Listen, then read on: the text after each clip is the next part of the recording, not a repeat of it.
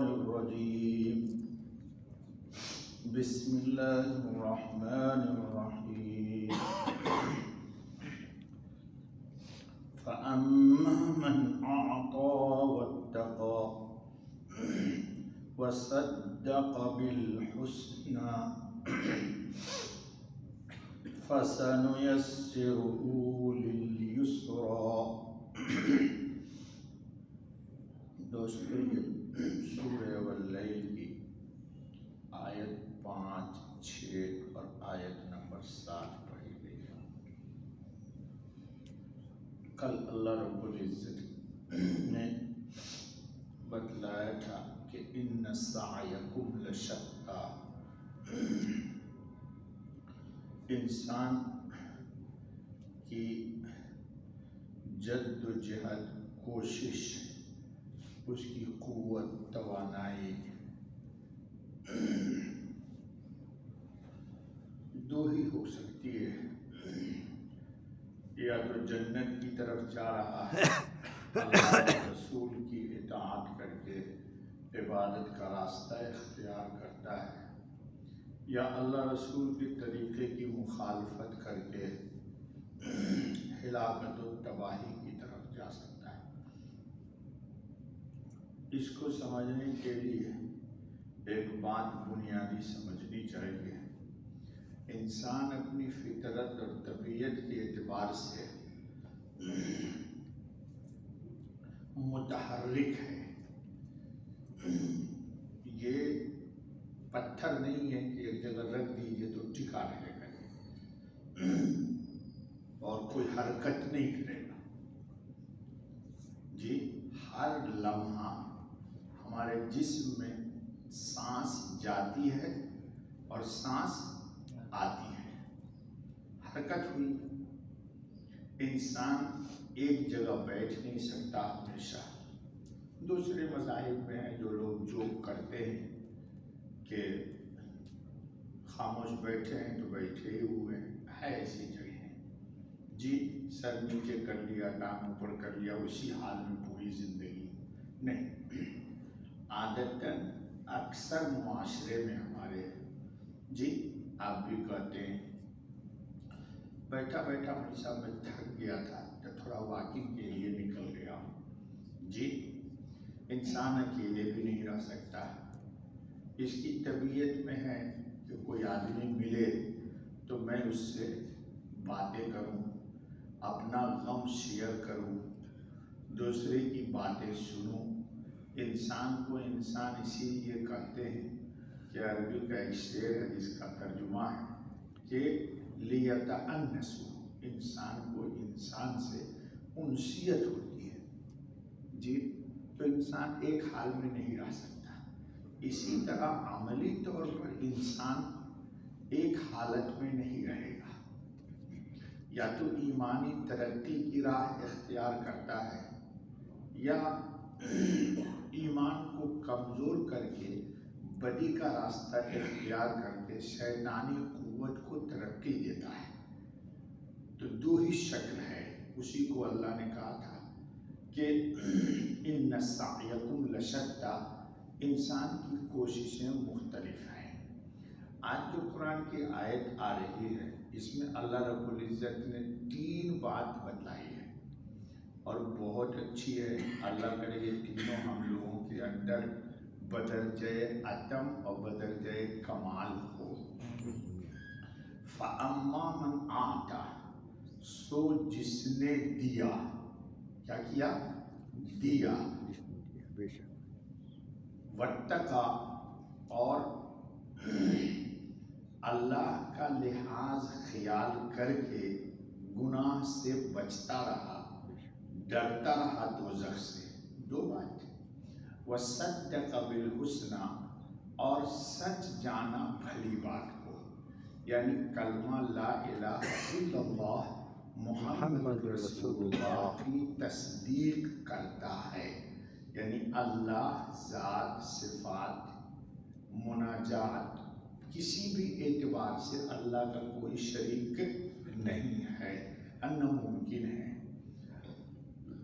اور حضرت محمد خاتم النبی نبی صلی اللہ علیہ وسلم اللہ کے قیامت تک نبی برحق آخری نبی ہیں، اس کی تصدیق کرتا ہے۔ یہ جو آیا پہلا جملہ فَأَمَّا مَنْ أَعْطَى، دینا، کیا کرنا؟ دینا۔ جی وہ ایک بچپن میں نے ایک شعر پڑھا تھا، پتہ نہیں، نام نہ لے گا یعنی اللہ کا، دان نہ دے گا، ہاں آیا ساون سارن بولے اور بولے ڈڈو۔ ساون کا مہینہ آتا ہے، سارن ایک پرندہ ہے، ڈڈو بولتے میڈک کو۔ میڈک برسات میں نکلتا ہے، ہم لوگوں کے گاؤں میں کوں کوں کرتا ہے، بڑا بڑا میڈک ہوتا ہے، دونوں طرف دو بول نکالتا ہے وہ۔ جی تو یہ شعر ہے کہ آیا ساون سارن بولے اور بولے ڈڈو، نام نہ لے گا اللہ کا، دان نہ دے گا یعنی کچھ صدقہ خیرات نہیں کرے گا، تو لے کیا جاگا کدو، یعنی تو اگر اللہ کا نام نہیں لیتا اور فقیر مسکین کو نہیں کھلاتا تھا دنیا سے، کہ کیا کدو لے جائے گا؟ جی یہ شعر ہے، بچپن میں نے کبھی سن لیا، یاد آ گیا، ورنہ مجھے یاد نہیں آیا حقیقت ہے۔ تو ہماری شریعت میں دینے کی بڑی ترغیب ہے۔ کس چیز کی؟ دینے کی۔ بخل بڑی خراب چیز ہے، کنجوسی، مکھی چوس، یہ بہت خراب صفت ہے۔ انسان کو دینے کی صفت ہوگی تب اللہ اس کو دے گا۔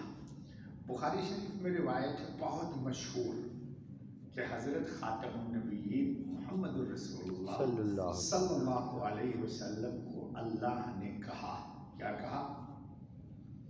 کہ آپ کے پاس جو ہے وہ دیتے رہیے، اللہ آپ کو دے گا، اللہ آپ کو دیتا رہے گا، دے گا۔ روایت میں ہے کہ صبح صبح فرشتے دعا کرتے کہ اے اللہ دینے والے کو تو دے، دینے والے کو تو دے، جو نہ دے اس کا مال تلف کر دے، اللہ اس کا مال تلف کر دے، تلف کر دے۔ روایت بہت مشہور ہے، یہ السولٹ ہے بخاری شریف میں، کہ حضرت خاتم النبی صلی اللہ علیہ وسلم نے فرمایا اتقوا النار، دوزخ کی آگ سے اپنے آپ کو بچاؤ، ولو بشق تمرۃ، کھجور تو بہت بڑی بات ہے، تو بہت بڑا بخیل ہے، کھجور نہیں دینا چاہتا کسی کو، تو کھجور کا ایک ٹکڑا ہی کسی مسکین کو دے، سائل مسکین کو دے دو۔ ابھی ایک واقعہ یاد آ گیا، حدیث قدسی میں ایک واقعہ ہے، صدقہ دینا یہ بہت بہت حوصلے کی بات ہے، لیکن یہ حوصلہ لوگوں کو کم ہے، تقریر تو سن لیتے ہیں ہم، لیکن میدان میں عملی طور پر اترنا یہ ہمارے بس میں نہیں ہے، اللہ توفیق دے۔ ایک مائی تھی، ابھی یاد آ گئی یہ روایت، حدیث قدسی میں ہے، بہت غریب مسکین فقیر تھی، ہم گاؤں میں رہتے ہیں ابھی بھی، تو گاؤں میں غریب مسکین بیچارے، خواتین بھی کام کرتی ہیں کھیتوں میں اور مرد لوگ بھی کام کرتے ہیں، ہمارے خود کھیتوں میں غریب خواتین کام کرتی ہیں، اس کے گھر میں بچہ نہیں تھا اس عورت کے۔ ایک عرصہ دراز کے بعد صوم صلات کی پابند تھی، زاہدہ عابدہ عورت تھی، مزدوری کرنا کوئی عیب نہیں ہے۔ جی آپ سنتے ہیں روایت، حضرت خاتون جنت فاطمہ الزہرا رضی اللہ تعالی عنہا یہودی پڑوس کی چکی چلا کر کے آٹا پیستی تھی جی، اور حضرت علی غربت اور تنگ دستی میں پوری رات یہود کے کھجور کے باغ میں پانی بھرا اور اس ظالم یہودی نے صبح میں کتنی کھجور دی مزدوری میں؟ 5 اونلی 5 پیس، اللہ، اور پوری رات پانی بھروایا۔ اس لیے یہ بھی یہودیت ہے کہ مزدور سے مزدوری زیادہ کرا لی جائے اور مزدوری کم دی جائے۔ مجھے معاف کیجیے گا بھائی دوستو، آج کل لوگوں کا نیچر یہی ہے، کام زیادہ لو مزدوری کم دو۔ کم سے کم دو۔ اچھا بھائی، تو وہ مائی کو ایک زمانے کے بعد بچہ ہوا، کس کو؟ مزدور جو کرتی تھی خاتون، اس کو ایک دفعہ مزدوری میں اس کو کسی نے کھجور دیا، تو جیسے ہی اس نے کھجور لے کے کھانے کی کوشش کی، منہ میں رکھا تو کوئی سائل فقیر بچہ آ گیا، کہا مائی میں بہت بھوکا ہوں، مجھے کچھ دو۔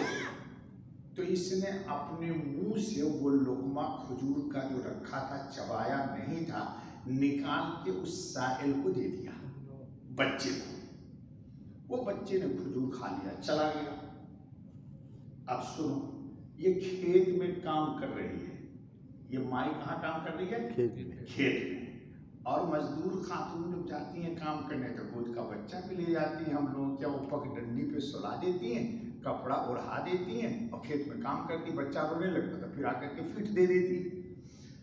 بھیڑیا آیا اور اس کے بچے کو لے کر کے چل پڑا۔ اللہ، یہ کھیت میں کام کر رہی ہے، اس نے دیکھ لیا تو شور کر رہی ہے، ولدی یا زیب، اے بھیڑیا میرا بچہ، اے بھیڑیا میرا بچہ۔ وہ سنا ہوگا آپ نے ایک شعر کہ آہ جاتی ہے فلک پر رحم لانے کے لیے، بادلوں ہٹ جاؤ راہ دے دو جانے کے لیے۔ ٹھیک ہے، جب اس نے کہا کہ بھیڑیا میرا بچہ، یہ صدا سن لی رب العزت نے عرش پر، فرشتے کو بھیجا، روایت میں ہے، اور کہا کہ اس بھیڑیے کے منہ پکڑ اور اس کے منہ سے اس کا بچہ نکال اور اس مائی کو جا کے دے دو، اور اس مائی کو جا کے کہہ دو کہ لقمتن بلقمتن۔ ہاں ماشاء اللہ، کیا کہا؟ مائی کو جا کے کہو کہ یہ کھا رہی تھی کھجور، تو سائل آیا تھا تو اس نے منہ سے کھجور نکال کے کس کو دے دیا؟ سائل کو دے دیا۔ تو وہ ایک نوالا تھا اس کے منہ میں کھجور، تو اس کھجور کے صدقے کو میں نے اس کے قبول کیا، تو بھیڑیا کے بھی منہ میں اس کا بچہ ایک لقمہ تھا، لقمہ سمجھتے ہو، نوالا، تو اس ایک لقمے کھجور کے بدلے اس بھیڑیے کی خوراک ایک نوالا تھا، اس کا بچہ اس کو دے دو، اور اس مائی کو جا کر کے کہہ دو کہ میں اللہ کا فرشتہ ہوں، تمہارے لیے اللہ نے یہ حکم دیا ہے۔ تو دینا جو ہے دوستو، سن لینا بہت آسان ہے اور سنا دینا بھی میرے لیے آسان ہے، لیکن عملی طور پر میدان میں اترنا، دبئی میں تو لوگ بخیل ہیں بھائی، کھانا کبھی کوئی کسی کو نہیں کھلاتا، بچ جائے گا سالن تو کیا کرتے تھے؟ فریج میں رکھ دینا، بھائی بیٹا ذرا فریج میں رکھ دینا، صبح میں ناشتے میں کھا لوں گا۔ لے، یہ توفیق نہیں ہوگی کہ ناتور کو دے دو، سچی بول رہا ہوں، اتنے لوگ بخیل ہو گئے، 3 دن سالن رکھا رہے گا فریج میں۔ جی ترمذی میں روایت ہے، میں نے غالباً کبھی سنا دیا تھا آپ کو، رہنے دو یا کسی کو لمبا ہو جائے گا۔ حضور صلی اللہ علیہ وسلم نے فرمایا کہ بخیل جو ہے وہ کیا ہے؟